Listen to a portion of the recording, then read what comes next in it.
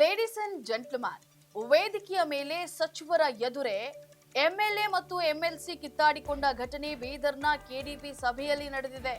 ಶಾಸಕರಿಬ್ಬರು ಚಿಕ್ಕ ಮಕ್ಕಳನ್ನ ನಾಚಿಸುವಂತೆ ಆಕ್ರೋಶಗೊಂಡು ಪರಸ್ಪರ ಎಳೆದಾಡಿಕೊಳ್ಳೋದನ್ನ ನೋಡ್ತಾ ಇದ್ದಂತಹ ಈ ಅನಿರೀಕ್ಷಿತ ಘಟನೆಯಿಂದ ಸಭೆಯಲ್ಲಿದ್ದ ಅಧಿಕಾರಿಗಳು ಮತ್ತು ಇತರೆ ಸದಸ್ಯರು ಒಂದು ಕ್ಷಣ ದಂಗಾಗಿದ್ದಾರೆ. ಅಷ್ಟಕ್ಕೂ ಸಭೆಯಲ್ಲಿ ಏನಾಯ್ತು ಅನ್ನೋದನ್ನ ನೋಡೋದಾದ್ರೆ, ಎಸ್ ವೀಕ್ಷಕರೇ, ನೆಲ ಜಲ ಭಾಷೆಗಾಗಿ ಪ್ರಾಮಾಣಿಕ ಪತ್ರಿಕೋದ್ಯಮ. ನೀವು ನೋಡ್ತಾ ಇದ್ದೀರಾ ಫೋಕಸ್ ಟಿವಿ. ನಾನು ಪವಿತ್ರ.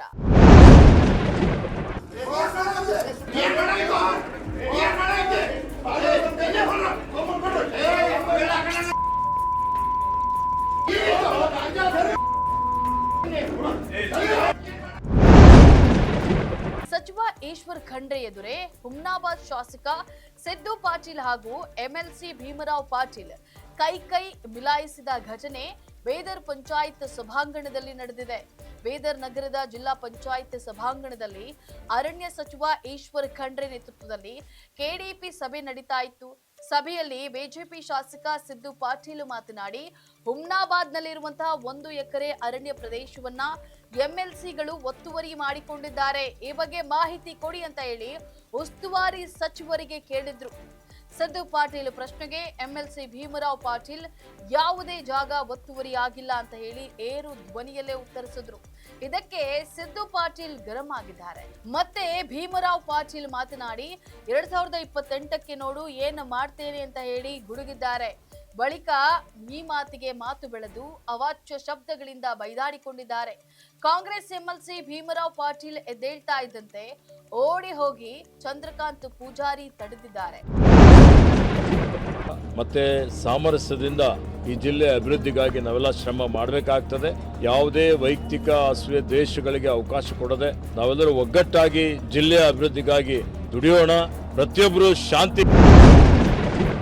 ಆಗ ಸ್ವತಃ ಸಚಿವ ಈಶ್ವರ್ ಖಂಡ್ರೆ ಅವರು ಮನವೊಲಿಸಲು ಹರಸಾಸುವನ್ನ ಪಟ್ಟಿದ್ದಾರೆ. ಇನ್ನು ಶಾಸಕರ ನಡುವೆ ಗಲಾಟೆ ಹಿನ್ನೆಲೆ ಕೆಡಿಪಿ ಸಭೆಯನ್ನ ಮುಂದೂಡಿದಂತಹ ಸಚಿವ ಈಶ್ವರ್ ಖಂಡ್ರೆ ಮುಂದೂಡಿಕೆಯನ್ನ ಮಾಡಿದ್ದಾರೆ.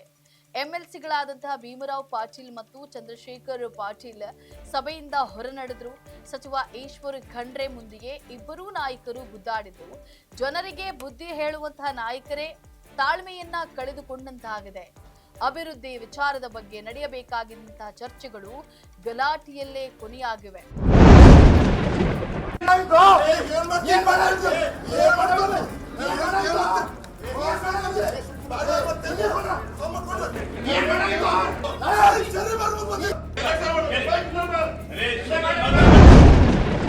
ಸದ್ಯ ಸಭೆಯಲ್ಲಿ ಶಾಸಕರ ಗುದ್ದಾಟದಿಂದಾಗಿ ಹುಮ್ನಾಬಾದ್ನಲ್ಲಿ ಕಾಡ್ಗಿಚ್ಚಿನಂತೆ ಹರಡಿದೆ. ಶಾಸಕರ ಊರಿನಲ್ಲೇ ಬಿಗುವಿನ ವಾತಾವರಣ ನಿರ್ಮಾಣವಾಗಿದೆ.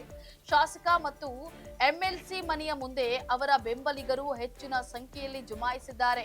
ಮುನ್ನೆಚ್ಚರಿಕಾ ಕ್ರಮವಾಗಿ ಬಿಗಿ ಪೊಲೀಸ್ ಬಂದೋಬಸ್ತ್ ಮಾಡಲಾಗಿದ್ದು, ಹೆಚ್ಚಿನ ಪೊಲೀಸರನ್ನ ಬಂದೋಬಸ್ತ್ನಲ್ಲಿ ನಿಯೋಜಿಸಲಾಗಿದೆ. ಸಾರ್ವಜನಿಕರಿಗೆ ಬುದ್ಧಿ ಹೇಳಬೇಕಾದ ರಾಜ್ಯ ನಾಯಕರೇ ಕಿತ್ತಾಡಿಕೊಂಡಿದ್ದು, ಇನ್ನು ಕಾರ್ಯಕರ್ತರು ಜಗಳ ಮಾಡಬಾರದು ಅನ್ನೋದಕ್ಕೆ ಸಾಧ್ಯನಾ? ಈ ಪ್ರಶ್ನೆಗೆ ರಾಜಕಾರಣಿಗಳೇ ಉತ್ತರಿಸಬೇಕಿದೆ. ಇದಾಗಿತ್ತು ಫೋಕಸ್ನ ಸ್ಪೆಷಲ್ ರಿಪೋರ್ಟ್. ನೆಲ ಜಲ ಭಾಷೆಗಾಗಿ ನೋಡ್ತಾ ಇರಿ ಫೋಕಸ್ ಟಿವಿ.